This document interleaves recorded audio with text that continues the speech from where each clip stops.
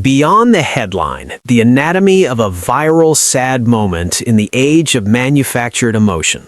The headline screams with digital urgency. Shocking rumors rock fans. Kelly Ripa's sad moment goes viral. In the span of a single sentence, we are offered shock, communal grief, a beloved celebrity, vulnerability, and the omnipresent engine of virality. It's a potent cocktail designed for one purpose: the click. But what lies beneath this archetypal piece of modern internet discourse? What does this phenomenon reveal about our consumption of celebrity, our relationship with authentic emotion, and the machinery that turns a private sigh into a public spectacle? To dissect this is to move beyond the likely reality, a moment where the ever-energetic Kelly Ripa, perhaps reflecting on a story about her children Mark and Lola, or her decades-long marriage to Mark Consuelos, or the simple fatigue of a 5 a.m. wake-up call after 20-plus years on live television, displayed a flicker of heartfelt emotion.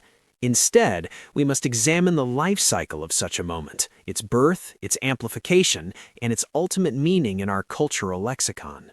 The stage. Live television as an unforgiving crucible. Kelly Ripa's career is built on a unique paradox, the curated authenticity of live morning television. Live with Kelly and Mark is a show that thrives on spontaneity within a tightly formatted container.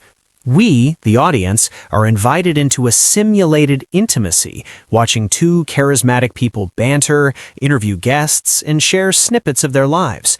This perceived intimacy is the foundation. We feel we know them. In this environment, any deviation from the established rhythm, especially a moment of quietude or visible emotion, is instantly magnified. There is no edit button. A tear, a cracked voice, a distant look, a pause that lasts a beat too long. These are the raw materials of a viral, sad moment. On a pre-taped show, it would land on the cutting room floor. On live TV, it becomes a fossilized piece of genuine human texture, instantly vulnerable to interpretation. The catalyst, from moment to meta-narrative. The moment itself is just the beginning. The real engine ignites in the translation from broadcast to social media. The isolating clip. A viewer, or more likely a content aggregator account, captures the 15-second clip. It is stripped of all context: the lead-in conversation, the joke that preceded it, the guest's comment that sparked the reaction. This decontextualization is crucial. It transforms a nuanced emotional beat within a flowing conversation into a standalone artifact of sadness. The speculative caption. The clip is posted with a caption that doesn't explain, but provokes. Kelly Ripa gets emotional on air today. Did anyone else catch this moment? What's going on with Kelly? Or the more insidious, fans are concerned for Kelly after this viral clip. The question mark becomes a weapon, inviting projection. It is no longer reporting, it's crowdsourcing a narrative. This is where shocking rumors are born. In the vacuum of context, speculation rushes in. Comment sections become diagnostic forums. She looks exhausted. Is there trouble in her marriage? That was about her kids leaving for college. Empty nest is hitting hard. Maybe it's about Ryan Seacrest. Do they not get along? I heard a rumor about her health. This confirms it. Each comment, no matter how baseless, adds a layer to the story. The sad moment is no longer about what Kelly expressed. It's about what the audience needs it to be. A mirror for their own anxieties about family, aging, partnership, and career. The ecosystem. Who benefits from the viral tier? A viral moment like this is not an accident. It is a commodity within a sophisticated digital economy. For content farms and aggregators, it is pure traffic fuel. The headline is engineered for maximum emotional click-through rate, ECTR. The story requires no investigative journalism. It simply curates the clip, the speculation, and maybe a few boilerplate quotes from Ripa's past interviews.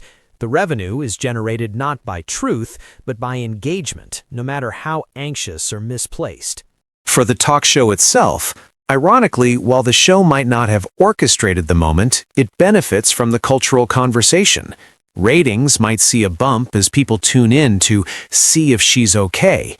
It underscores the show's relevance in the daily churn of pop culture.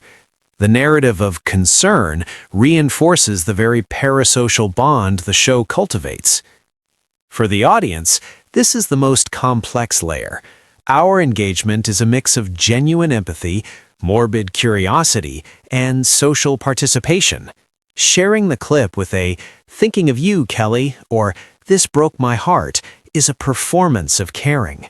It allows us to align ourselves with a values tribe, the compassionate, the observant, the emotionally intelligent fans. We are not just consuming news, we are performing our sensitivity through the vehicle of a celebrity's pixelated emotion. The human cost, the celebrity as an emotional canvas. Where is Kelly Ripa in all this? She becomes a canvas upon which the public paints its own stories of grief, stress, and nostalgia. Her authentic moment, which could have been a beautiful, fleeting expression of the universal human condition, is kidnapped and weaponized. She is now left with a set of untenable choices. Address it publicly, go on air the next day and explain, which legitimizes the rumor mill and violates her own privacy. What was I sad about? Well, let me tell you, millions of strangers, about this personal trigger. This turns her healing into content. Ignore it, risk letting the speculation solidify into fact in the corners of the internet. The "where there's smoke, there's fire" fallacy takes over. Lampoon it, use her trademark humor to deflect, which is often the healthiest celebrity response, but still forces her to expend energy managing a narrative born from a non-event. The process steals her agency over her own emotional expression.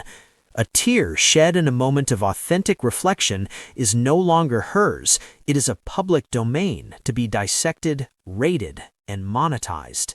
A larger reflection. Our appetite for fractured fairy tales. This phenomenon with Kelly Ripa is not isolated. It is a template applied to Taylor Swift's blank expression at an award show, to a photo of Prince Harry looking pensive, to any micro-expression that can be framed as a fall from grace or a crack in the armor. We're drawn to these moments because they seemingly puncture the perfect facade of celebrity. They offer a fairy tale of relatable frailty. The princess is sad. The queen has vulnerabilities. But it's a fractured fairy tale. The relatability is an illusion. Our lives are not lived in 15-second clips stripped of context. Our bad days are not headline events. In seeking to connect with a celebrity's realness, we engage in a process that is profoundly dehumanizing to them and ultimately unfulfilling for us. The empathy is short-lived, quickly scrolling away to the next viral shock. So what do we do when we see that headline, "Shocking rumors rock fans, Kelly Ripa's sad moment goes viral"? The most radical act is to withhold the click, to assume context, to grant a fellow human, even one on a screen in our living room, the dignity of a private emotional life. To understand that a moment of sadness is not necessarily a symptom of a scandal. It is often just that, a moment. We can choose to admire Kelly Ripa not for a perfectly curated happiness, nor for a virally exploited sadness, but for her consistent professionalism, her work ethic, her longevity in a brutal industry, and yes, for the full spectrum of humanity she inevitably displays.